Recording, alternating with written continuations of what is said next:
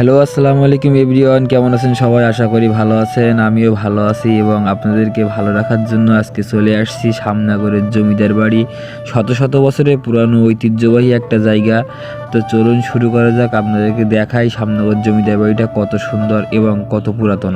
Guys, আপনাদের দেখানোর জন্য অনেক কষ্ট করে এই দূর থেকে, সিঁড়ি নাই কোনো এখানে, তারপর এখান থেকে বেবি অনেক কষ্ট করে উঠছি। তো চলুন বাকিটা দেখি। শুনছি এখানে কি একটা বড় সাপ আছে। আমি রিস্ক নিয়ে আপনাকে দেখাবো। সবচেয়ে বড় দৃশ্য, যেটা পুরাতন কালের মানুষ হয়েও এত সুন্দর ফুলের ডিজাইন করছে এখানে, দেখছেন? এই যে আমি 2 তলায় উঠছি, কিন্তু এখানে এই যে দূর থেকে দেখলে বুঝতে পারবেন।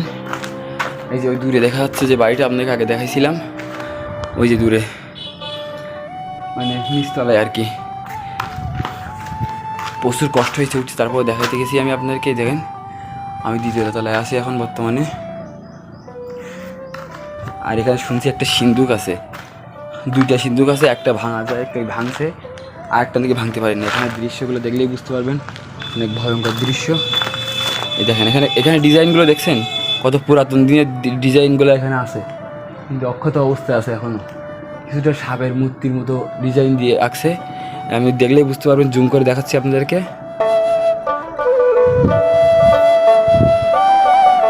দেখেন কিছুটা সাপের দৃশ্যর মতো আর কি, কিছুটা সাপের দৃশ্যর মতো ডিজাইনগুলো তৈরি করছে। একটু ভয় ভয় লাগতেছে যেহেতু আমি একা।